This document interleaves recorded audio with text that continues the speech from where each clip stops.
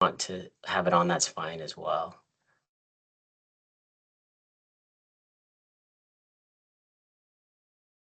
Okay.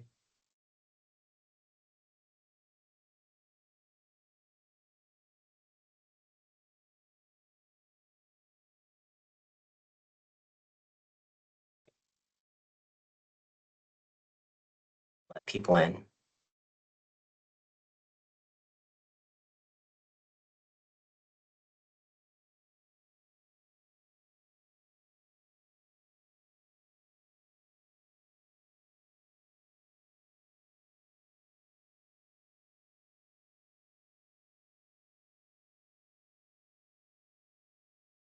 Good evening, everyone. I am just letting folks in, and once we reach a little bit more of critical mass, we'll get started. So bear with us. Give me about 30 seconds as I let other folks in, and then we will get started.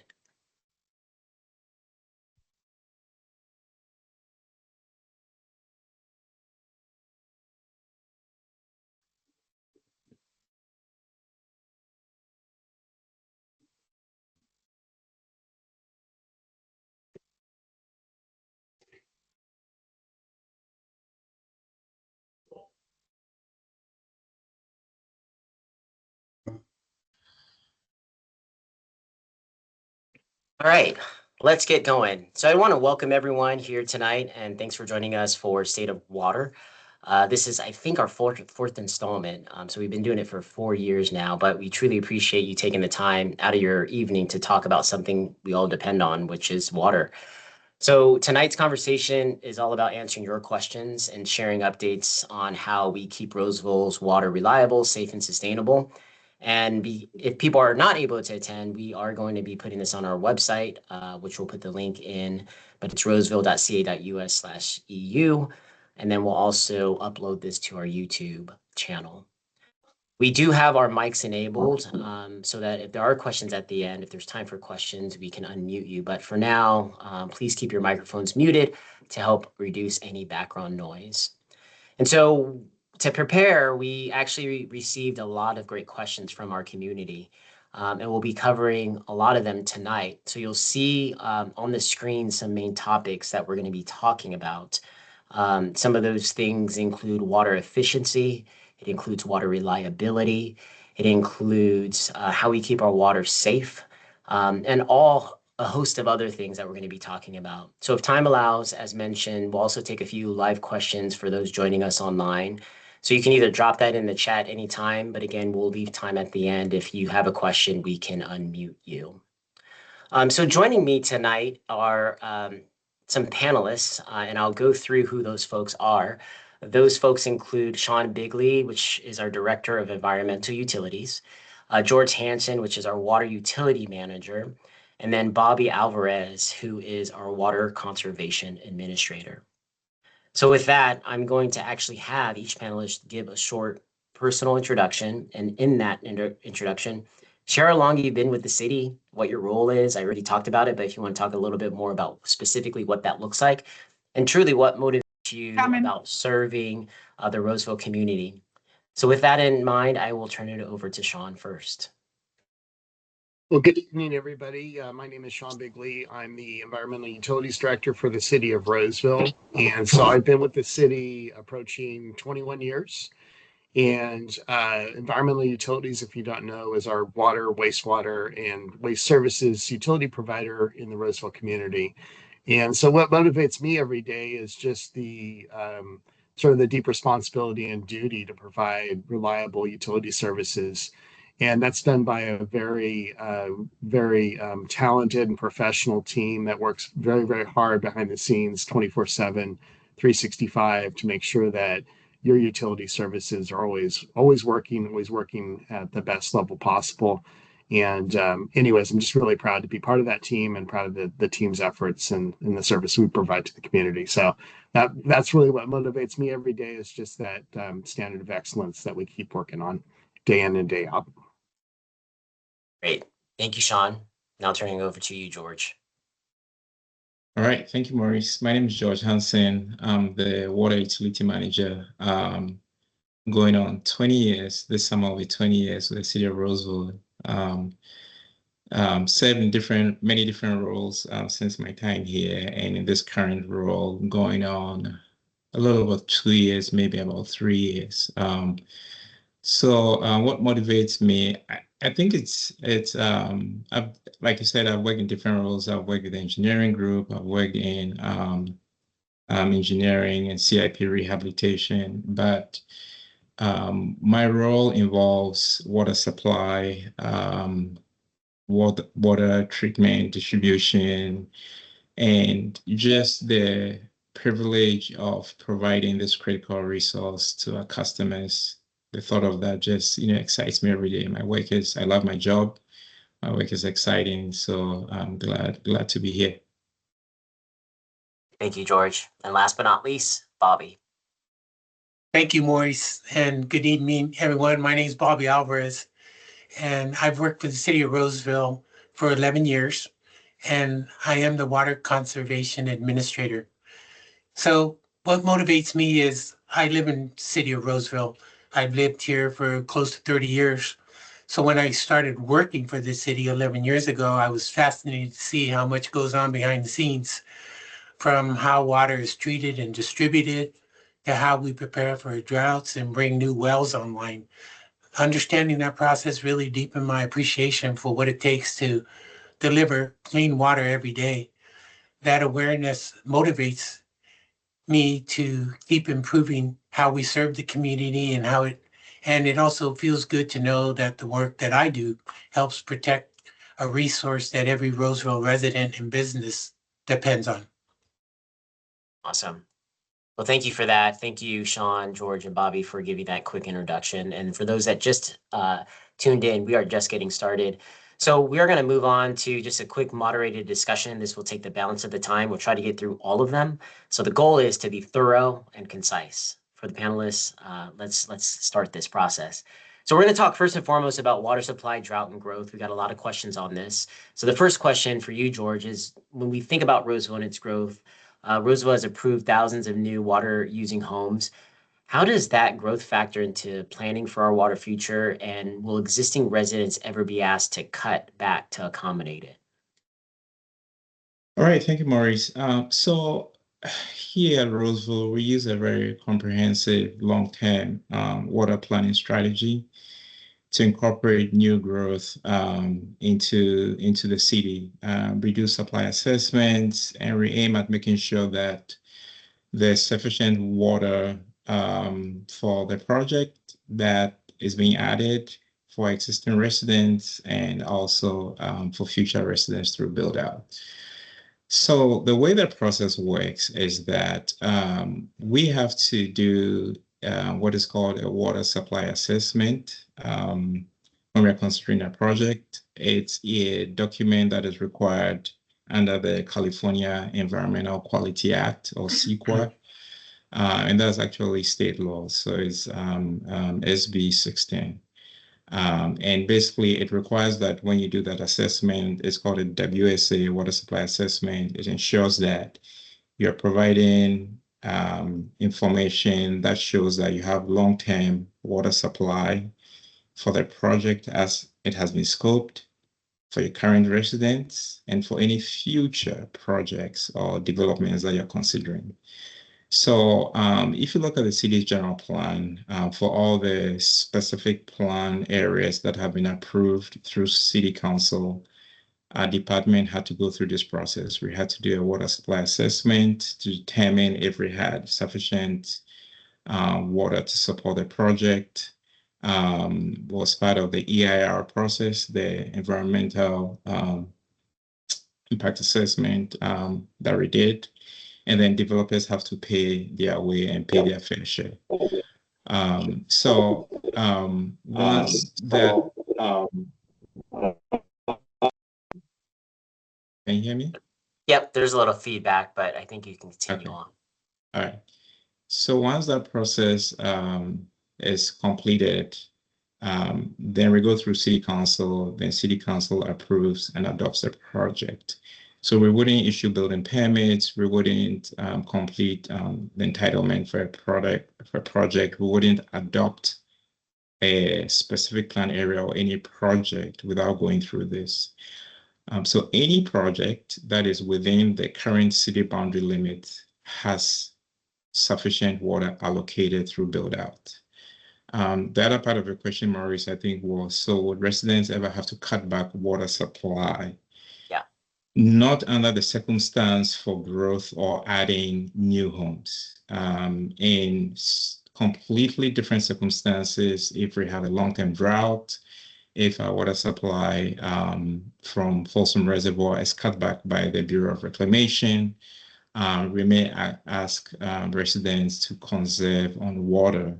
And then we have a contingency plan to support that. We have backup wells, but that won't be as a result of adding new developments. Yeah, well, thank you for that. And I think it's a good segue, which I'll turn it to Sean. So when we think about continued growth, or just generally, how is Roseville ensuring long-term drought resiliency and enough water for future residents and businesses? Yeah, thanks, Maurice. That's a great question. And, really, I think it's important to kind of look kind of over the span of time. I mean, we were talking about many decades of very careful and strategic planning relative to our water supply. So just generally speaking, first, we have the benefit of being in a great location in California. We are very close to source water from the Sierra Nevada. Part of the Sierra Nevada that's actually a pretty good producer of water, generally speaking, a pretty reliable source of water. We have surface water supplies from Folsom Reservoir, and that's actually via a contract with the U.S. Bureau of Reclamation, which is a federal agency. We've had that water supply secured since about the mid-50s, and then started accessing that water around 1971. And then in addition, we also have a very strong relationship with Placer County Water Agency, which is a water supplier that's upstream of Folsom Reservoir that serves most of Placer County. We actually have surface water contracts with them for some additional supply as well for surface water. And then in terms of the diversification, as far as the strategy, Roseville has really leaned into that over many decades. Over probably the past, say, 25 years, Roseville has made investments in groundwater well infrastructure, specifically aquifer storage and recovery wells that allow us to extract water sustainably from the groundwater basin when times are dry and surface water is scarce. And then conversely, when we have wetter periods, we have the ability to take excess water in the system and actually proactively recharge the groundwater basin. So essentially, it's sort of our underground storage account or bank account, if you will, for water that allows us to add to that water supply reliability. And then finally, since the 1990s, city of Roseville, particularly in the west side of Roseville, based on development patterns, has made a strategic investment in recycled water and use of recycled water, specifically in our parks, our landscapes, our golf courses. And really the intent there is to make sure that we utilize this readily available source of water. It's highly treated, not to drinking water standards, but we utilize that for landscaping purposes. And what that allows us to do is to ensure that we can essentially stretch our drinking water supply and use water much more responsibly and sustainably. So really, it's just a wide, diverse portfolio of water sources that we have. And then we continue to look for other areas that we can make investments relative to water supply reliability, which I'm pretty sure we'll touch on here later in the discussion. So. Thank you both for that. So when we think about water supply and water reliability, we think about what we do to analyze to ensure that we do have enough water as we continue to build out. We diversify. Now we're going to talk about conservation. And just a real quick question for you, Bobby. So if residents are encouraged to conserve, in your mind, how does that align with new development and lawns still being approved? That's another great question, Maurice. So the state of California has what's called the Water Efficient Landscape Ordinance, or WELO. This ordinance limits new landscapes to a maximum of 25% of your front yard that can be dedicated to high water use areas like lawns. The ordinance also requires the installation of smart irrigation controllers, efficient rotary nozzles, and encourages drip irrigation. The idea is that by starting new developments with a WELO compliant landscape, residents are already set up for success, enjoying a beautiful garden that is also water efficient. Here in Roseville, we've also created an inspiration garden at the Utility Exploration Center. It's a great place to see firsthand how colorful and lush a water efficient landscape can be. There are QR codes at each section of the garden so you can learn about their care, water needs, and maintenance of the plants. And for anyone wanting personalized help, our WaterWise House Call program offers free visits from our experienced technicians who can walk you through your own home and yard or business to find even more ways to save water. That's good stuff. And I'm glad you plugged the Inspiration Garden. It's a great resource. So I think we talked about it a little bit. I think Sean touched on when he talked about diversity of our water portfolio. But when we think about regional partnerships, which are incredibly important, things like River Arc by taking water off the Sacramento River one day, and then the Sacramento Regional Water Bank, which allows us, much like Sean indicated, to both extract water out, but then also bank it for the future, almost like a bank account. So when we think about River Arc and when we think about Sacramento Regional Water Bank, how do regional partnerships like this really support our long-term water supply reliability? So I'll turn that over to Sean. Yeah, I would, first characterize, our relationships generally between water agencies in the Sacramento region are really strong. It's pretty unique, actually, in California to have a situation where you have a region made up of different cities, water districts, and other entities that provide water supply, really working cooperatively together. And so, really, the venue that really allows us to do that is through the Sacramento Regional Water Authority, which is a joint powers authority that actually Roseville was part of forming over 20 years ago. And so what that has allowed is a venue for these agencies to really to come together and collaborate on water supply projects, water supply initiatives that make the region stronger, generally speaking. And then it also greatly benefits the city of Roseville in terms of working together in these areas. And so there's some really good examples of projects that have been developed in this venue. Specifically, Maurice mentioned the River Arc project, which essentially is a project that would eventually allow, once built, allow the city of Roseville and other partners to actually access water supply, already available water supply, contract supply from the Sacramento River, instead of accessing that water from the American River. And why that's so important is that the American River is a very environmentally sensitive stretch of river in terms of just temperature, in terms of the species that actually exist on the river.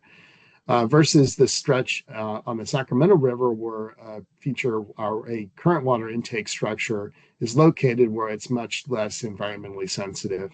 Why that's important is because during dry or drought conditions or hot conditions, temperature is a concern on the lower American River. And what this would allow us to do once built would allow us to actually access our already available federal supplies from the Sacramento River in lieu of the American River. So it'd give us a lot more flexibility in that regard. Also, it would give us additional water supply reliability, because if we were dealing with a low water level at Folsom Reservoir, we would be able to actually access water supplies from a redundant intake on the Sacramento River. And so that's an example of a great project. Through the Regional Water Authority, we also have the Sacramento Regional Groundwater Bank, which really is just a cooperative effort to develop groundwater infrastructure within the Sacramento region, and really developing relationships where we can cooperatively work together to make sure that each agency is made whole in terms of their need to serve their communities, but also working together cooperatively to make sure the region is in good shape as well from a water supply reliability standpoint. So again, Maurice, I would just say that we're in a very unique situation in this region where we have very strong partnerships, and those partnerships have served us very well for a long time. Great. So we're going to switch a little bit. I really like what you had to say there. But when we think, and this is for George, when we think about partnerships and then we think about state of California holistically, when in your mind, what is Placer County and the state of California doing to create new water storage? And then as we think about growth and economic prosperity, we often have to balance growth and water supply needs. And then secondarily to that is what plans are in place to balance housing development with long-term water supply. So first and foremost, just answer the question about like, what are we doing in Placer County or Placer County in general and the state to create water supply storage?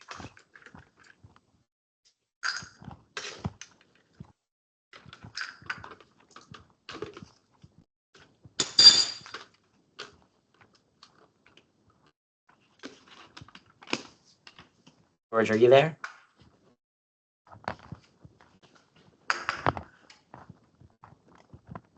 Can you hear me? Sorry. Yep. Can you hear me? Yes, we can. Sorry, I was on mute. Sorry about that. So, yeah, so great question. And supply, it's always a complex, question. And some of this actually overlaps with what Sean just shared, right? Yeah. Here in Roseville, we've been looking at a storage, long-term storage, using the groundwater aquifer as great opportunity that we can leverage. Here in Roseville, we know we sit on at least about 300,000 acre feet of storage. And to Sean's point, when we conceived the ASR program over 20 years ago, the strategy was that long term, we'll have the opportunity to harvest, surplus flood water from the Bureau of Reclamation that we can inject into the aquifer to build storage. So that is a strategy that Roseville is using. Across Placer County, we're working closely with the Groundwater Sustainability Agency. And this is coming from the implementation of SIGMA, which was introduced around 2013, 2014. SIGMA is a state initiative that really is focused on ensuring that we're using groundwater sustainably. And so Roseville, being part of the Western Plaza Groundwater Sustainability Agency, is focused on implementing that plan. It's a long-range plan. It's called a Groundwater Sustainability Plan to ensure that we're using approaching groundwater and groundwater storage in a sustainable way to help provide resiliency for the region long term. On a broader regional perspective, there's a Sites reservoir. It's located in Maxwell. That's a reservoir that will add, I believe it's about 1.5 million, acre feet of storage. It will harvest excess water from the Sacramento River during wet periods, provide storage that can be utilized across the region in dry years. State support is also very prevalent for projects that are doing a lot of groundwater recharge and groundwater infrastructure to build that storage resiliency with the aquifer.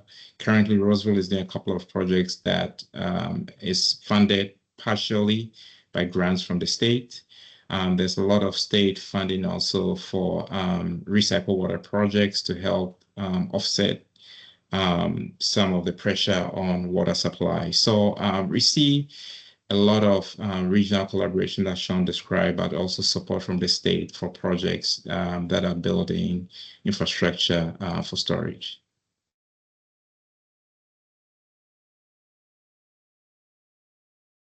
You're on mute, Maurice.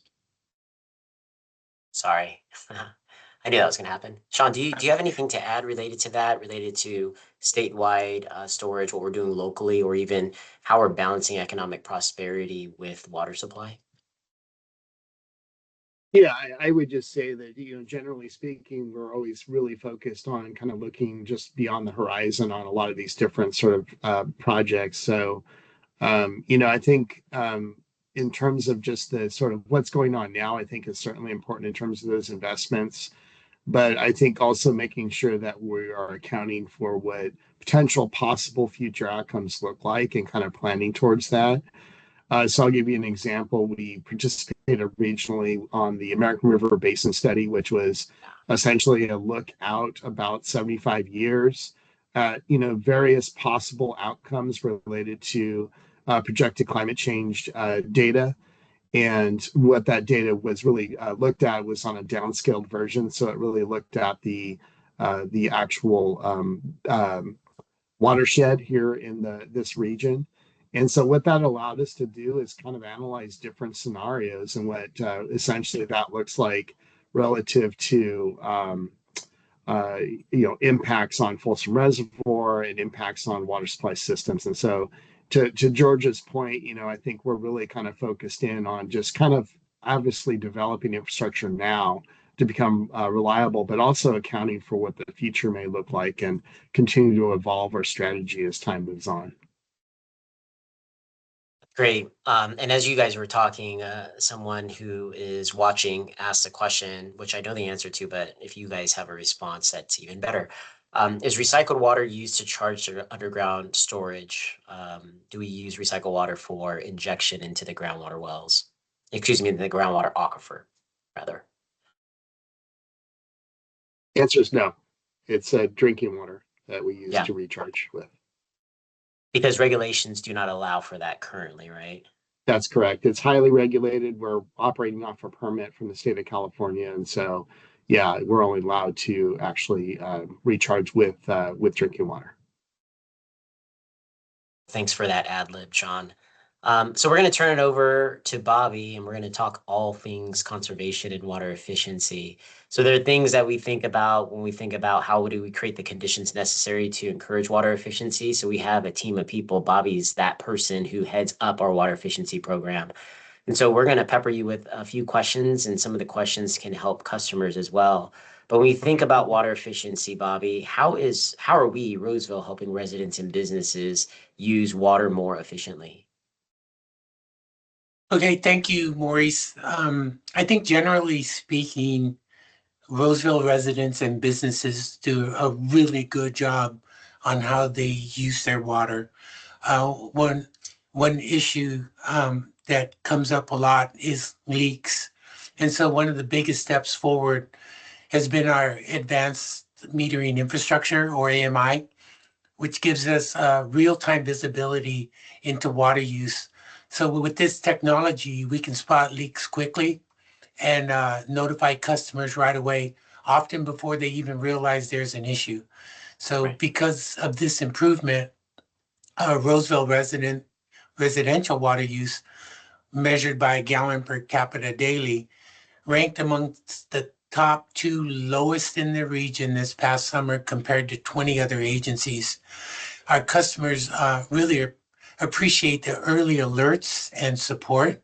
And we found that when we work together like this, it not only helps conserve water, but it also saves them money on their monthly bill. And again, as I mentioned earlier, we have our services like water-wise house calls and commercial surveys where our field technicians can come out to your site and assist where needed. And when we talk about those water-wise house calls or the audits that we do with businesses, those are free of charge, right? Yes, they are. Cool. And that was one of the questions I asked you, so I'm going to check that off the list. But when we Okay. think about rebates and programs or things that customers can actually use, can you talk a little bit about some of the things they can do if you want to expound upon water-wise house calls and what that looks like, but then also what rebates are available for customers? So, so for residential customers, our Cash for Grass rebate and our water-wise house call programs are hands down the most popular. This year alone, residents have replaced over 42,000 square feet of turf, saving an estimated 1.4 million gallons of water annually. Our water-wise house calls are also in high demand.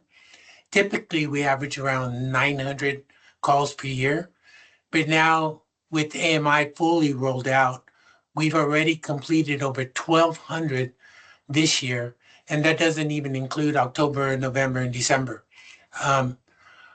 We're also seeing more participation in our DIY workshops at the Utility Exploration Center.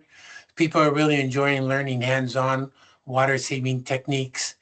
And for our commercial customers, it's similar.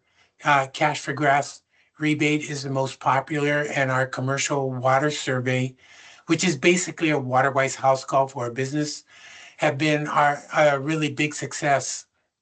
This year, commercial sites removed more than 36,000 square feet of turf, saving roughly about 1.2 million gallons of water annually.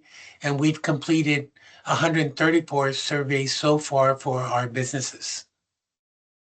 That's a lot. And those are sustained savings, meaning that there's going to be Yeah. water savings over a longer period of time, right? Yes, yes, correct. Cool. And then when we think about, I think sometimes there is the sort of idea that just because we are the water provider, we also are responsible for public spaces and parks. Can you talk a little bit about, our partnership in our fellow departments and reducing water use and increasing efficiency across some of the public spaces and parks? We talked about recycled water, so that reduces, it's a it's a saving, water saving measure in that we're not using potable water. Yeah. But with regard to our partnership with our Parks and Rec department, can you describe a little bit what that looks like? Sure. So our partnership with the city's park department has been a great success. So far they've saved about 3.5 millions of gallons of water by removing non-functional turf, using weather sensing devices, and upgrading to web-enabled controllers that can be managed remotely. These smart systems allow them to pause or reduce watering immediately during rain or cooler weather, which really adds up. The parks team is also planning for the future, budgeting for 25 to 30 new web-based controllers each year. Within about 4 years, every controller across the city parks and streetscapes will be web-based. That's great. And then we talked about cash for grass, the turf conversion rebate that we have. But do you have any information relative to the Waterwise house calls? There's someone actually in the chat that gave a big upvote for Waterwise house calls, so thank you for that. But when we think about when people go through that assessment, you guys spend an hour, 2 hours with them. What does that normally look like after, right? Are they actually, when they do the tips and tricks that you guys recommend, Yeah. do they actually save water? Yeah, so years ago, water efficiency used to be viewed as the water cops, right? Right. But that mindset has changed over time. So our goal is to empower customers and give them skills to understand their landscapes, how their irrigation systems work, understanding their soil needs, and how to support beneficial insects and healthy plants. We do that through our Waterwise house calls, our DIY classes at the Utility Exploration Center. And we even had an ask the expert tour at the Inspiration Garden. So once people learn these skills, they're equipped to keep making smart water choices long term. And often they share that knowledge with friends and neighbors too. And we've seen over time, because we will also check, like when people take advantage of our rebate programs, we'll also take a look at a pre-year and a post-year of when they actually did the rebate. And consistently, we see 7 to 10, and even in some cases higher, of sustainable water savings. That's great. So you can actually go to roseville.ca.us/save water to access information that Bobby spoke about, whether it is our rebate program, obtaining information and scheduling a Waterwise house call. There's information about our Inspiration Garden. And I believe it also, in that Inspiration Garden, there's also links to other things, including what he mentioned at their Utility Exploration Center, where they host workshops on everything related to water efficiency, and gardening. Thank you for that. You're really welcome. a lot of good information there.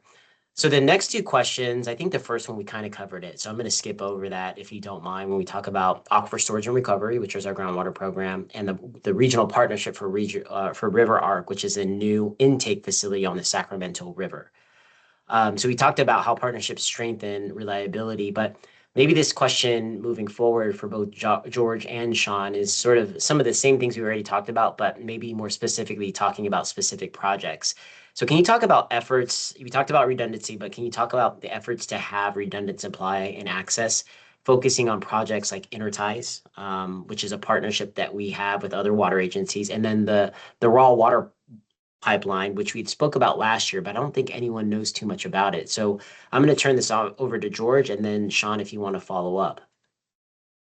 All right, thanks, Maurice. So yeah, that's one of the areas where we spend majority of our time, myself, Sean, and others here in the department, because as Sean mentioned, we've seen the results of the American River Basin study from 2022 that the Bureau of Reclamation did. It showed that long term, we are going to see those climate change impacts. So what does that mean for Roseville? So we receive our water from the American River watershed. And so how that potentially could impact Roseville is that if there's constraints on that supply source, Sean mentioned we have two surface water supply contracts, one with the Bureau of Reclamation, one with Placer County Water Agency, but both those water supply sources are accessed by the city through the Folsom Reservoir.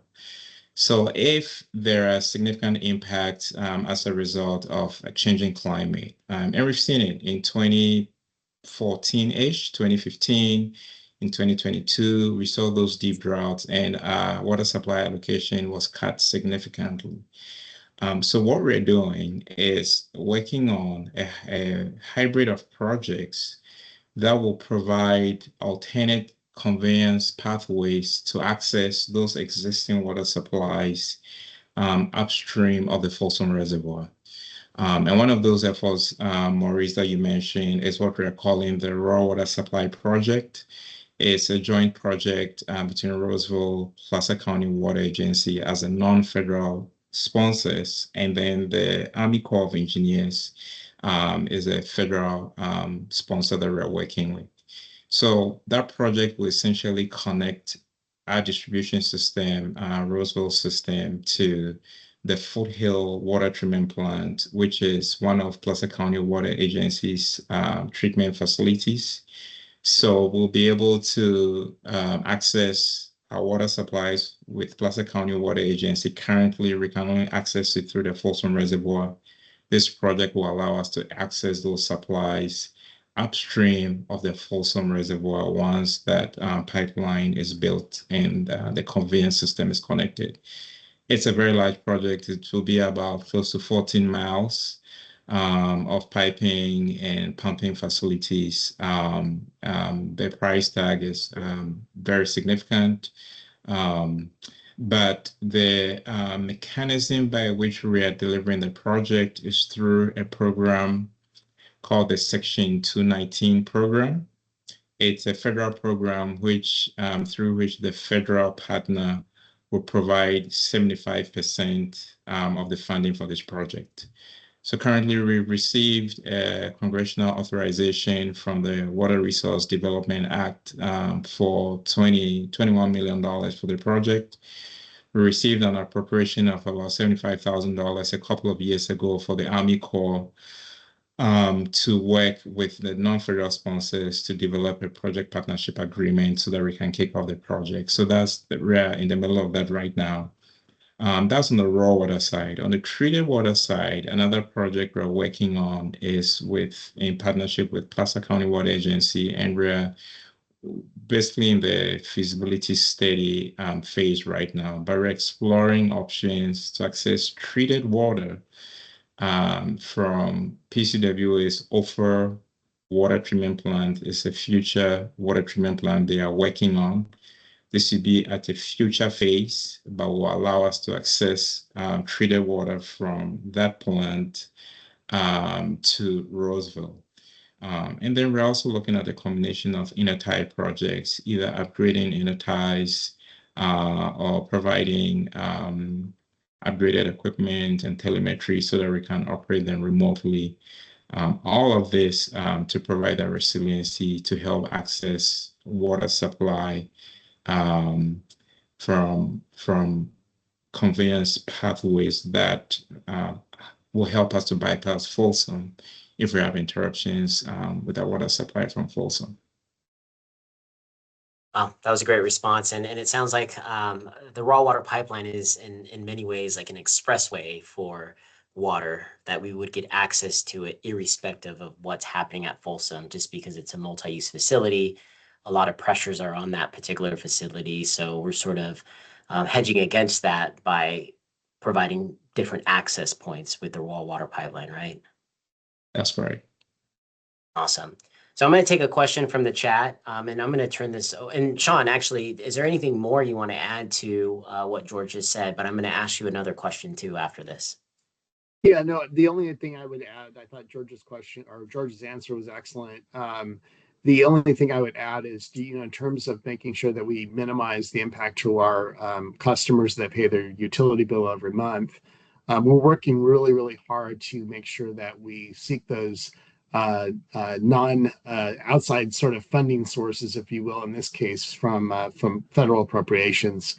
It's an interesting process. We are kind of certainly at the whims of kind of what the budget discussions are going on and sort of changes in administration and whatnot. But I'll just want to kind of leave folks with the notion that our efforts here at the city of Roseville were really focused on trying to work with our congressional delegation from both sides of the aisle.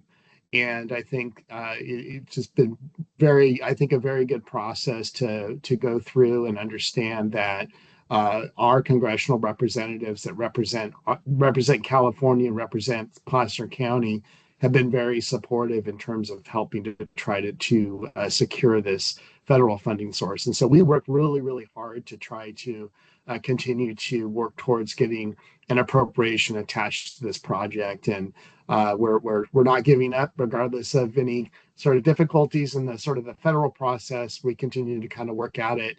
And we're really kind of keeping our customers' interests in mind to make sure that we minimize the impact to them when it comes down to the utility bill and those costs. Right. Yeah, I think it's a good reminder. Partnerships are important, but so are strategic funding opportunities with some of those partnerships. And speaking of the federal government, a question that came through the chat was about, the federal or the releases that we often see sometimes at Folsom Lake. Can you describe what's in the federal government's mind when they do that? There's actually intentional reasons why they release water from Folsom Lake. And then part two to that is how does that limit our water supply? And maybe even talk a little bit further about moments when instead of releasing it to the ocean, we have actually in the past picked that water up and injected it into the ground. So talk about the intent behind releasing water at Folsom and the reason why. Does it limit our water supply? And then maybe what we've done with some of that water to bank for our water future. Yeah, I would just start with the sort of the construct that we're working within. So again, Folsom Reservoir is a federally operated reservoir. Roseville is simply a contractor. We do not make the day-to-day decisions in terms of how water is released or stored at the reservoir, but we're certainly very active in engaging with reclamation staff, both regionally and also in Washington, D.C., to make sure that they are keeping the interest of the contractors, i.e. the city of Roseville and other contractors, in mind when they're making these decisions. In terms of California water, there's two big systems in California. One's the Central Valley Project, which is essentially the federal system, which Folsom Reservoir is part of. And then you also have the State Water Project, which is a state of California operated system. Those two systems have to work together. There's multiple demands on the system. It's not just about domestic water use. It's also about environmental requirements that are put in place based on state and federal law. And there's essentially different sort of scientific-based processes that set parameters around how reservoirs are operated in California. Folsom is no exception. So depending on sort of the administrations, both at the state and federal level, what we see from time to time is we see these requirements sort of evolve and change over time. Those requirements sometimes will kind of be more sort of tilted towards meeting environmental needs and providing water for the environment. And in other circumstances, we see rules and regulations that tilt more towards sort of domestic needs, water for people, things like that. So it does ebb and flow over time. It's based on rules and regulations, but also sort of the general political landscape out there, both at the state and federal level. So what we do is we try to do our level best to try to make sure that we are very active in terms of advocating for Roseville's interest and maintaining those relationships at the state and federal level to do that and do that effectively. And then I think also in terms of the opportunities that are out there, we've had circumstances where we've had really wet conditions, big sort of situations where you've had these big storms that come through, or a series of storms, and they've created almost more water than the system can actually utilize.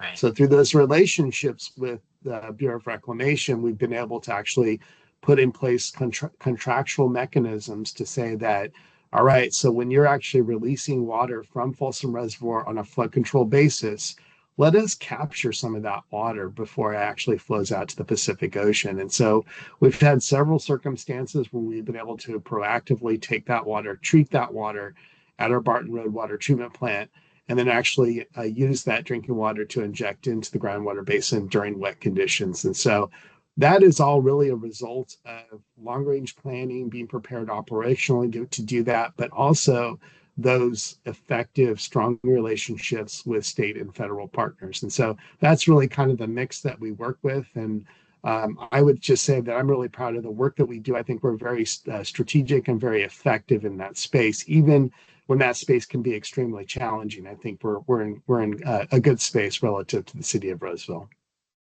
Great. Thank you for that. Really good response. So we're going to shift gears a little bit, talk a little bit about water quality and safety and treatment and purification. And as part of that, we'll talk a little bit about fluoride. I think when we asked for customers to send in their questions, we got a lot of questions surrounding water quality and water safety. We couldn't answer them all, obviously, so we distilled them down to based on what we saw and some of the themes that emerged from those raw questions that we received. So for George, how do you ensure our tap water is safe, great tasting, free of contaminants or other emerging chemicals?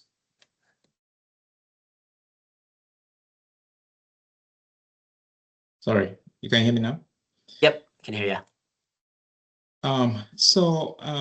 We do a couple of things. One, we make sure that we have continuous monitoring systems in place. At our water treatment plant, at our well sites, and at key points throughout our water distribution system. So that allows us to be able to check in real time the quality of the water that we're providing and that we're treating and then distributing to our customers.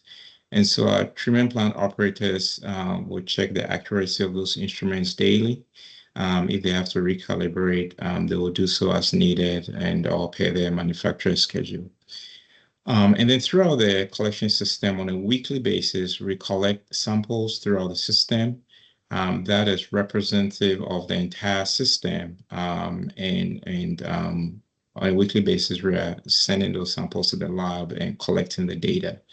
We also do this on a monthly, quarterly, and on an annual basis.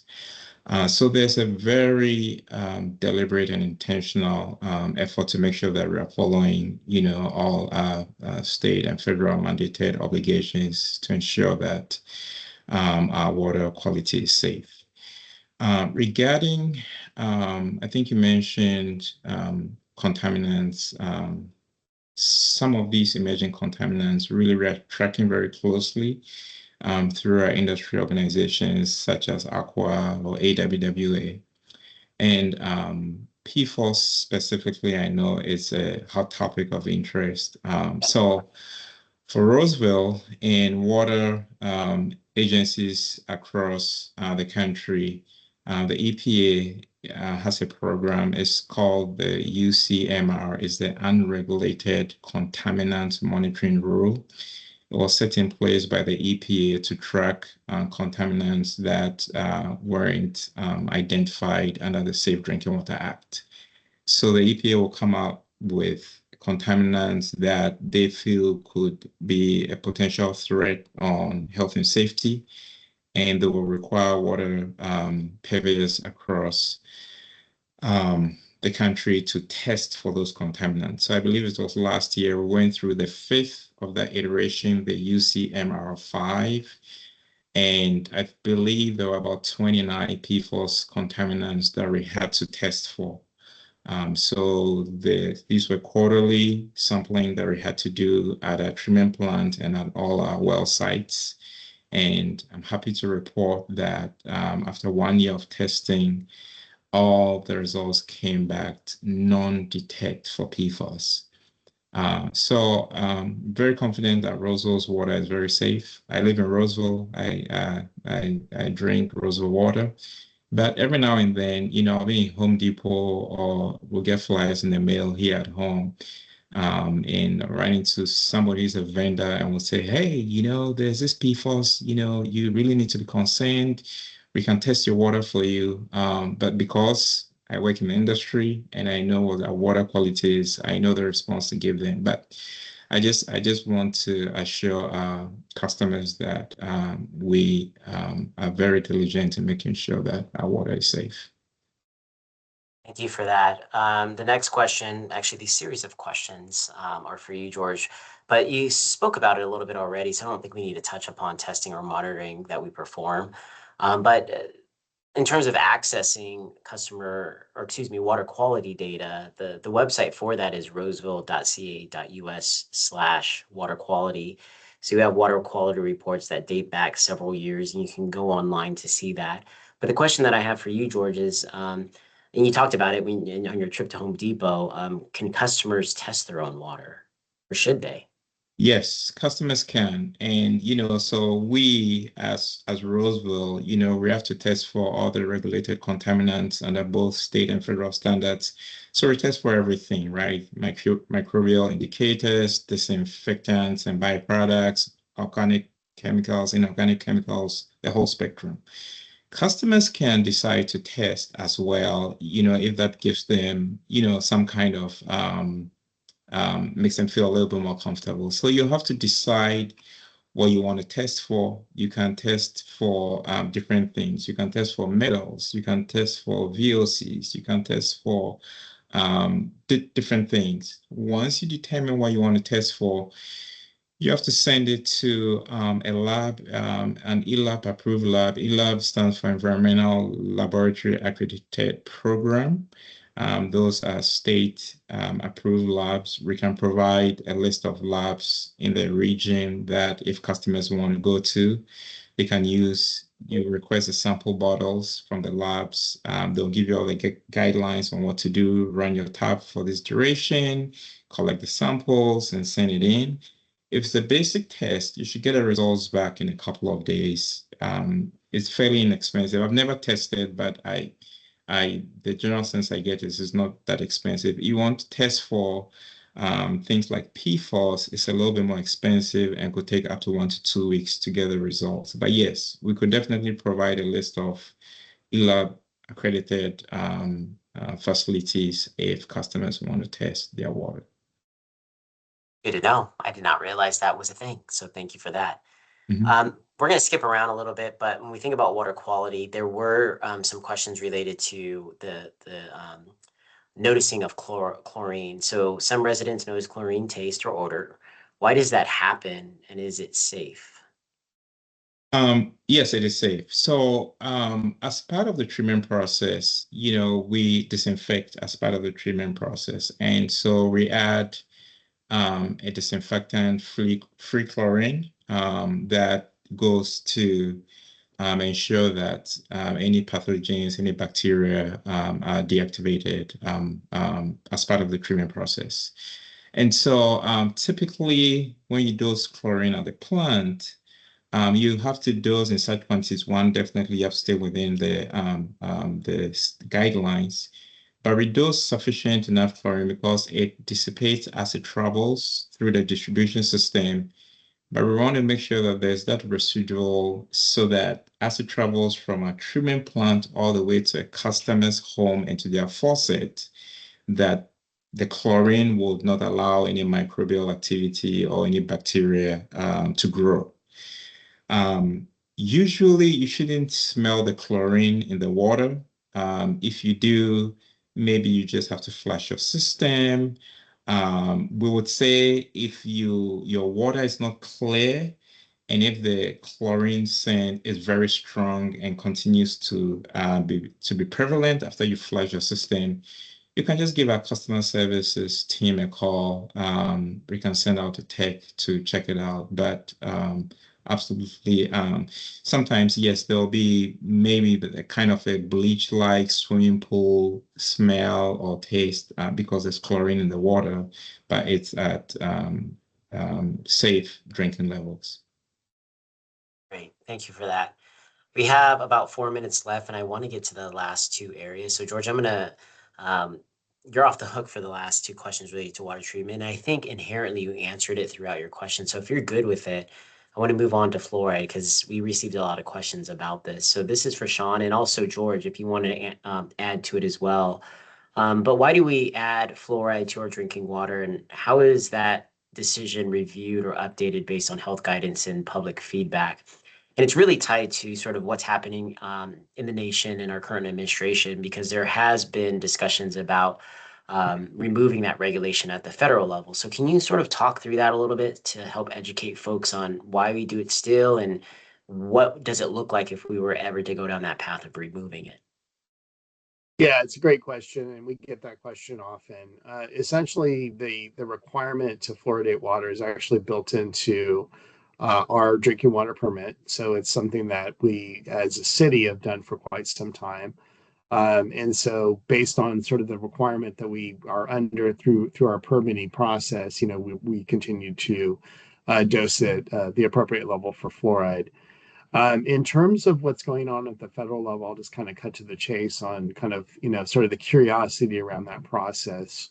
I know that kind of early in the new administration, there was statements made by the Health and Human Services Secretary relative to sort of a desired policy change relative to the use of fluoride in drinking water systems across the nation. In terms of our work back in DC and kind of working with the agencies that are involved in that process, really when it comes down to it, in terms of what any potential change where that could come from is really not through Health and Human Services, but rather through the U.S. Environmental Protection Agency. And so in terms of, discussions with them and kind of tracking from an industry standpoint where things stand, there's a couple things that are at play right now relative to fluoride. First, there was and I believe it's still active, there was a case that was brought in federal court relative to the use of fluoride and examining fluoride in terms of health impacts. And essentially, what that has prompted is that the U.S. Environmental Protection Agency currently is doing an evaluation on the continued use of fluoride in drinking water systems. And what's going to happen is, I think ultimately, probably sometime next year, we'll see what the results of that evaluation are at the federal level.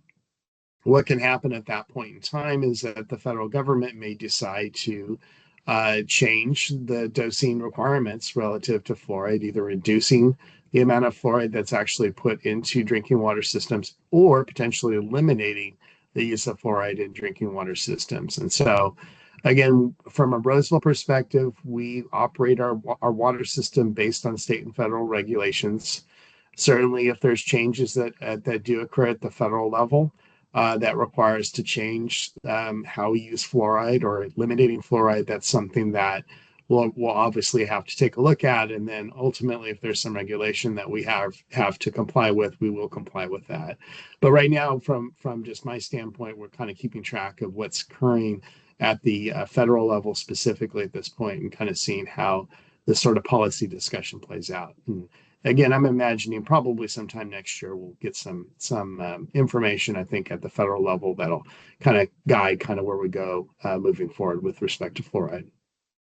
And as part of this process, we'll definitely keep our customers apprised. If there's any opportunities for public feedback, that's definitely something that we'd be interested in as well. Yeah. One last question. We are at time, but I want to ask this question. So for those still on the call, please stay on. But when we think about really quickly financial transparency and accountability, Sean, how do we ensure water utility funds or any funds that we manage as part of environmental utilities? How are they managed responsibly, and how do we ensure that rates remain among the lowest in the region? Yeah, it's a great question. And in terms of just transparency and how funds are managed, it's very obviously very, very important. It's about trust with our customers. In terms of just general controls, we have internal controls relative to how funds are utilized through a budget process. We do thorough reviews every year and periodically in terms of how funds are used, and making sure that they stick to those budgets and are used for the best and highest benefit for our customers. In addition, we have sort of a system of audits that occur during the year as part of our regular internal control system. And then periodically, we will do other audits as needed to look at various aspects from a financial perspective, from materials to contracts to other areas. And those are just regular part of the sort of our good housekeeping practices that we incorporate in terms of our financial management. With respect to rate setting, and that process in terms of looking at our rates every 2 years, and that's based on council policy, we're continuously in the mode of looking at how operationally we can manage and provide a high level of service to our customers at the most efficient way possible. In other words, trying to reduce costs but still maintain high value utility services for our customers. So through the budget process and then just in general in terms of how we think about the organization and how it's structured and how the work gets done, we're constantly thinking about the most efficient way to deliver those services. And so sometimes that requires changes that need to be made, adjustments in terms of processes and other efforts to be able to make sure that we're actually utilizing those funds in the best manner possible, highest value, and maintaining the trust of our customers along the way. Thank you for that. And gentlemen, thank you for taking the time this evening. And I want to thank all of you on the call today for joining us and taking the time out of your evening to participate. That went incredibly quick. We probably could have spent even another hour talking about all things water. But we truly appreciate all the thoughtful questions and feedback from our community. These conversations help us actually serve you better. And as mentioned previously, a recording of tonight's event and the availability of that will be on our YouTube channel. And we'll also post a story about it, which will be at roseville.ca.us/water. And for any other water related information, you can visit roseville.ca.us/water. Bobby mentioned a lot of the programs available for your use to reduce your water use, so you can go there. And once again, on behalf of our entire environmental utilities team, thank you for partnering with us to keep Roseville water safe, reliable, and sustainable for generations to come. Have a good evening. Thank you.